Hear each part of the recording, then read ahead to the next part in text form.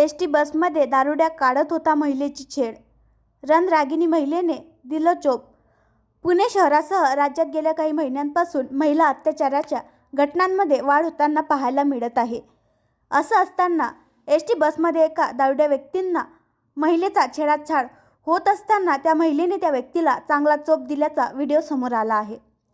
काल पुणे येथे एसटी बसमध्ये शिर्डी येथील एका शाळेत स्पोर्ट टीचर म्हणून कार्यरत असलेल्या प्रिया लष्करे या आपल्या पती व मुलासह प्रवास करत होत्या.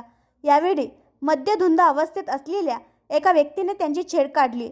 यावेळी प्रिया यांनी रुद्रावतार धारण करत या व्यक्तीला चांगला चोप दिला. यानंतर या व्यक्तीला शनिवार वाड्याच्या समोरच्या पोलीस चौकीत घेऊन गेले, परंतु पोलीस चौकीत एकही पोलीस कर्मचारी हजर नव्हता.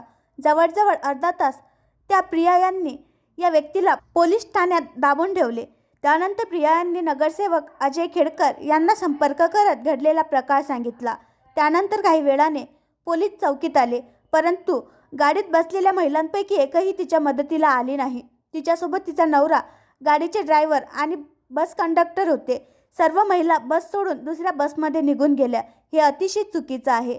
आज महिलांना एकत्र येणं खूप गरजेचं आहे, तरच महिलांवरचे अत्याचार बंद होतील, असं प्रिया यांनी म्हटले आहे.